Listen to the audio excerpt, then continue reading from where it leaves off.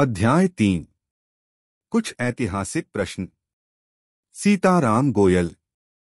इस्लामी आक्रमणकारियों ने अपने प्रभुत्व के पूरे कालखंड में हिंदू मंदिरों को नष्ट करने और हिंदू देवी देवताओं की मूर्तियों का अपमान करने का सिलसिला क्यों जारी रखा? उन्होंने उन स्थानों पर मस्जिदें क्यों बनाई जहां पहले हिंदू उपासना स्थल थे? ये प्रश्न आधुनिक काल में हिंदू विद्वानों द्वारा तब उठाए गए जब इस्लामी आतंक समाप्त हो चुका था और अब वह उनके मुख पर ताले लगाने में असमर्थ था। भारत में और केवल भारत में इन प्रश्नों के दो उत्तर सामने आए हैं। एक उत्तर इस्लामी धर्मशास्त्र से मिलता है जो कुरआन और पैगंबर की सुन्नत पर आधारित है। दूसरा उत्तर मार्क्सवादी प्रोफेसरों द्वारा प्रस्तुत किया गया है जिसे इस्लाम के माफीख्वाह अपोलोजिस्ट्स ने बड़े चाव से अपनाया। हम पहले इस दूसरे उत्तर पर विचार करेंगे। हिंदू मंदिरों के विनाश के विषय में मार्क्सवादी सिद्धांत का श्रेय अलीगढ़ मुस्लिम विश्वविद्यालय के दिवंगत प्रोफेसर मोहम्मद हबीब को जाता है। उन्होंने अपनी पुस्तक सुल्तान महमूद ऑफ ग़ज़निन, जो पहली बार 1924 में प्रकाशित हुई थी, में यह मत प्रस्तुत किया कि महमूद द्वारा हिंदू मंदिरों का विनाश धार्मिक उत्साह से नहीं बल्कि लूट की लालसा से प्रेरित था। उनके अनुसार उस समय भारत सोने और चांदी के विशाल भंडारों से भरपूर था जो समृद्ध खनिज संसाधनों और उन्नत निर्यात व्यापार से सदियों में एकत्र हुए थे। अधिकांश संपत्ति, उन्होंने बिना किसी प्रमाण के कहा, मंदिरों के कोष में संचित थी।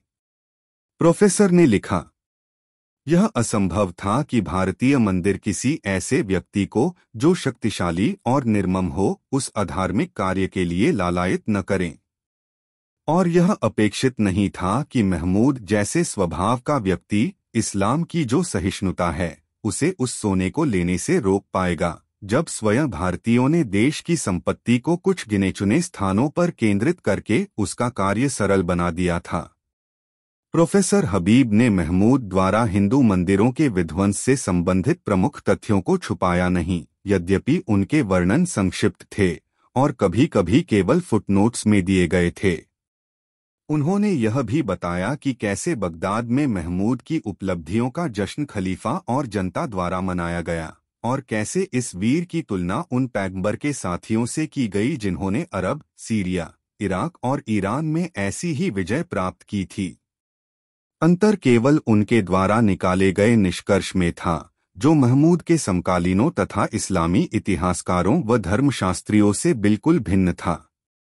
प्रोफेसर हबीब ने लिखा, इस्लाम ने न तो उस आक्रमणकारी की बर्बरता को मंजूरी दी थी और न ही उसकी लूट की भावना को। शरीयत का कोई भी सिद्धांत उन हिंदू राजाओं पर बिना किसी कारण आक्रमण को उचित नहीं ठहराता जिन्होंने न तो महमूद और न ही उसके प्रजा को कोई हानि पहुंचाई थी। किसी भी धर्म की दृष्टि में उपासना स्थलों का अंधाधुंध विध्वंस निंदनीय है। और फिर भी इस्लाम, हालांकि वह कोई प्रेरक शक्ति नहीं था, उसके द्वारा किए गए कर्मों को बाद में उचित ठहराने के लिए एक पश्चात प्रमाण अपोस्टेरियोरी जस्टिफिकेशन के रूप में उपयोग किया गया। इसलिए कुरान के उपदेशों को या तो तोड़ा मरोड़ा गया या अनदेखा किया गया और द्वितीय खलीफा की सहिष्णु नीति को दरकिनार कर दिया गया जिससे कि महमूद और उसके अनुचर हिंदू मंदिरों को लूट सकें, निर्द्वंद्व और निःसंकोच होकर। यह प्रस्ताव कि महमूद दोषी था पर इस्लाम निर्दोष, भारत के सेक्युलरिज्म के शिल्पकार पंडित जवाहरलाल नेहरू को अत्यंत भाया।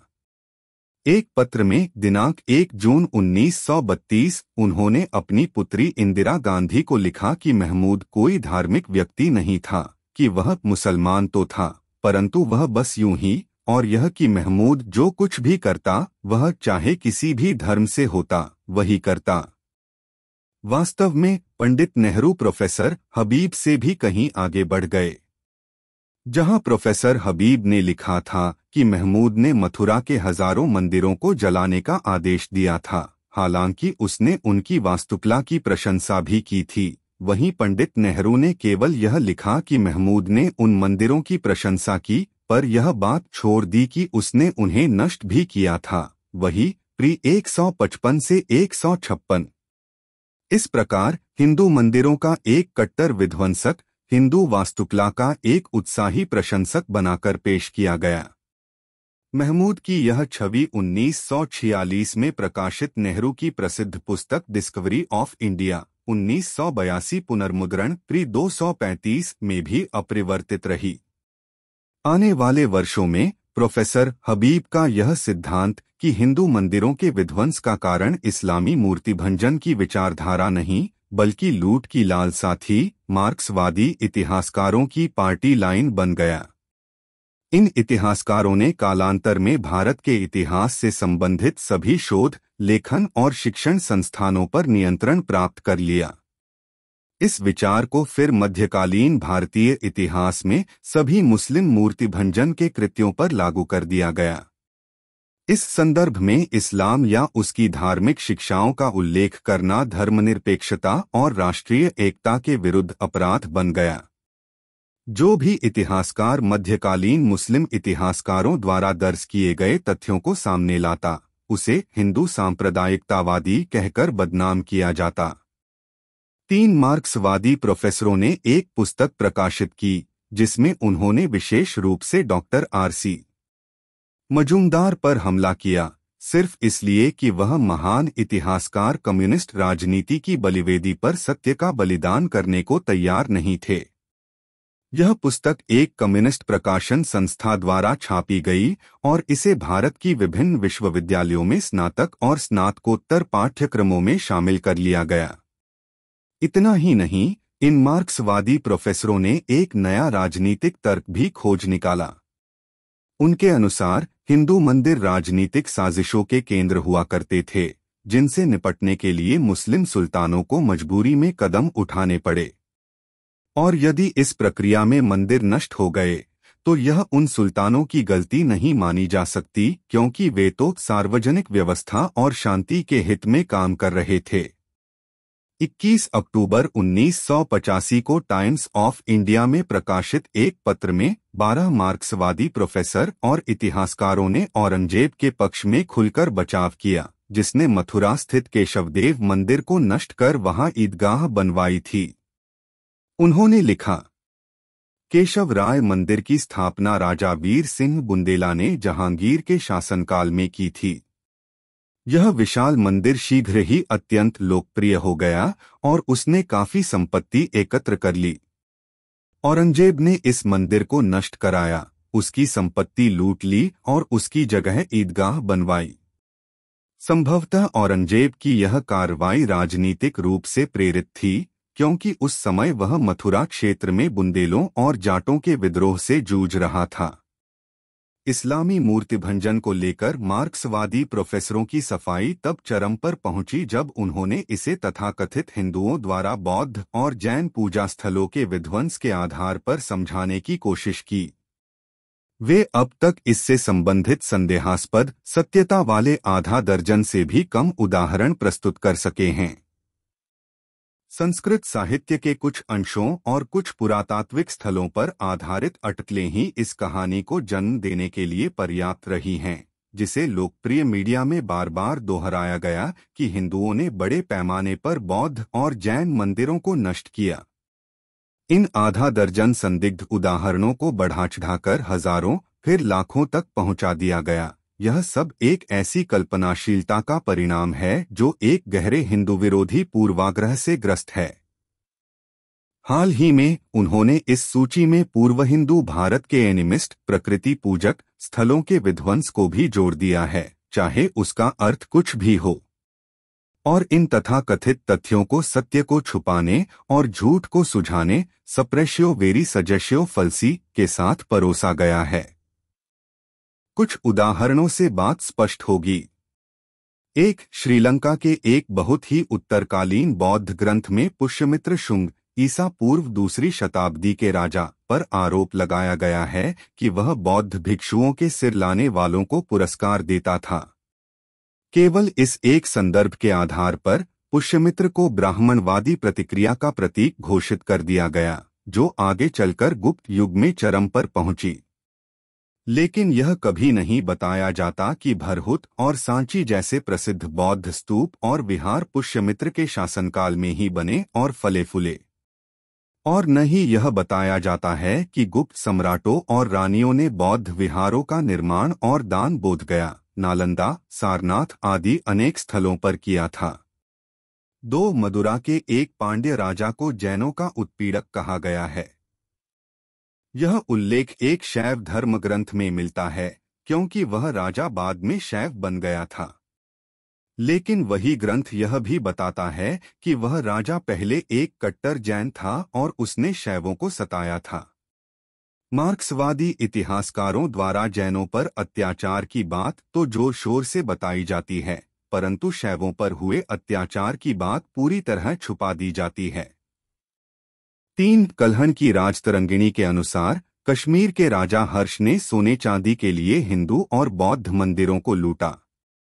इस तथ्य को मार्क्सवादी बड़े जोर से पेश करते हैं, लेकिन वे यह कभी नहीं बताते कि कल्हण ने स्वयं लिखा है कि हर्ष ने यह सब तुर्कशक मुसलमान की तरह किया और वह अपने दरबार में मौजूद तुर्कशकों के उकसावे पर ऐसा कर रहा था। हिंदू राजाओं को मुस्लिम आक्रमणकारियों के समकक्ष खड़ा करने के इस प्रयास में कई गंभीर दोष हैं। पहला दोष, इसमें अनुपात की पूरी तरह उपेक्षा की गई है। कुछ संदिग्ध उदाहरणों के आधार पर इस्लामी आक्रमणकारियों द्वारा सैकड़ों हजारों ब्राह्मण, बौद्ध और जैन मंदिरों के विध्वंस को न्यायोचित ठहराना अनुचित है। दूसरा, अब तक यह प्रमाण नहीं दिया गया है कि हिंदुओं के पास कभी भी कोई मूर्ति भंजन की धार्मिक विचारधारा रही है, जो इस कार्य को उनके धर्म का स्थायी हिस्सा बनाती हो। तीसरा, कुछ उन्मादी व्यक्तियों द्वारा किए गए व्यक्तिगत कार्य, जिनकी न तो किसी हिंदू इतिहासकार ने प्रशंसा की और न ही किसी पंडित ने, उन्हें इस्लामी मूर्ति भंजन की संगठित और धार्मिक रूप से प्रेरित नीति के समकक्ष नहीं ठहराया जा सकता। अंततः यह पूरी दलील मार्क्सवादी नैतिकता पर भी सवाल खड़े करती है, जो मानो यह कह रही हो कि एक पाप को किसी अन्य पाप के बहाने से न्यायोचित ठहराया जा सकता है। हिंदू मंदिरों के विध्वंस के पीछे आर्थिक और राजनीतिक कारणों की बात करें तो यह समझने के लिए किसी असाधारण कल्पना की आवश्यकता नहीं कि मार्क्सवादी सिद्धांत बनावटी और अविश्वसनीय है, यदि पूरी तरह से हास्यास्पद न भी हो तो भी। यह साहित्यिक और पुरातात्विक स्रोतों से ज्ञात हिंदू मंदिरों के विध्वंस से संबंधित तथ्यों के एक अंश को भी स्पष्ट नहीं कर पाता। मान भी लें कि भारत में हिंदू मंदिर हजार वर्षों तक संपन्न रहे और राजनीतिक अशांति के केंद्र बने रहे, तब भी यह समझ से परे है कि केवल उन्हें ही लूटने और नष्ट करने के लिए क्यों चुना गया। मुस्लिम पूजा स्थलों की भी कोई कमी नहीं थी, जो कहीं अधिक धनवान थे और षड्यंत्र के केंद्र भी। हिंदू मूर्तियों का अपवित्रीकरण और मंदिर स्थलों पर मस्जिदों का निर्माण किसी भी आर्थिक या राजनीतिक कारण से समझाया ही नहीं जा सकता। यह कोई आश्चर्य की बात नहीं कि मार्क्सवादी सिद्धांत तथ्यों की व्याख्या करने के बजाय उन्हें गढ़ने तक पहुंच गया। प्रोफेसर हबीब को इस्लाम के धर्मशास्त्र या इतिहास की जानकारी नहीं थी, ऐसा नहीं कहा जा सकता। उनके बचाव में सबसे अधिक यही कहा जा सकता है कि वह इस्लाम को बचाने का प्रयास कर रहे थे, महमूद गजनवी को बलि का बकरा बनाकर, जो कि भारत में इस्लामी असहिष्णुता का सबसे बड़ा प्रतीक बन गया था। यह कहना मुश्किल नहीं कि क्या उन्होंने कभी इस तर्क को मध्यकालीन भारत के अन्य सुल्तानों पर लागू करने के परिणामों के बारे में सोचा था। इसका परिणाम इस्लाम के लिए विनाशकारी रहा। इस प्रक्रिया में इस्लाम को एक लूट और डकैती के आवरण में बदल दिया गया। भारत में इस्लाम के वीरों को डकैतों और विध्वंसकों में बदल दिया गया। यह आश्चर्यजनक है कि भारत में इस्लाम के पक्षकारों ने प्रोफेसर हबीब के इस सिद्धांत को, जिसे बाद के मार्क्सवादी लेखकों ने विस्तार दिया, आंख मूंदकर अपना लिया। यदि वे ईमानदारी से स्वीकार करते कि मूर्ति भंजन इस्लामी धर्मशास्त्र का अभिन्न हिस्सा रहा है, तो वह इस्लाम की कहीं अधिक सेवा करते। मध्यकालीन भारत के मुस्लिम इतिहासकारों ने ऐसी किसी बात को छिपाया नहीं। भारत के बाहर, विशेषकर पाकिस्तान में, इस्लाम के विद्वान भी ऐसा कोई भ्रम नहीं पालते। हमारे देश को आज सबसे ज्यादा जरूरत एक ऐसे अंतर्धार्मिक संवाद की है जिसमें सभी धर्म अपने दोषों और सीमाओं के प्रति ईमानदार और स्पष्ट हों। ऐसा संवाद तब तक असंभव है जब तक हम तथ्यों को छिपाते, तोड़-मरोड़ते या गढ़ते हैं और फिर उनके आधार पर बेईमान व्याख्याएं प्रस्तुत करते हैं। महात्मा गांधी ने कहा था कि इस्लाम अभी कल ही जन्मा है और अभी भी वह अपने अर्थ को ढूंढने की प्रक्रिया में है। तथ्यों को छिपाना और कल्पनाओं को प्रचारित करना इस प्रक्रिया को आगे बढ़ाने का कोई उचित तरीका नहीं है। कृपया इस वीडियो को लाइक करें, अपने दोस्तों के साथ शेयर करें और भारत का वास्तविक इतिहास सीखते रहने के लिए हमारे चैनल को सब्सक्राइब करें। जय हिंद, जय भारत, जय श्री राम।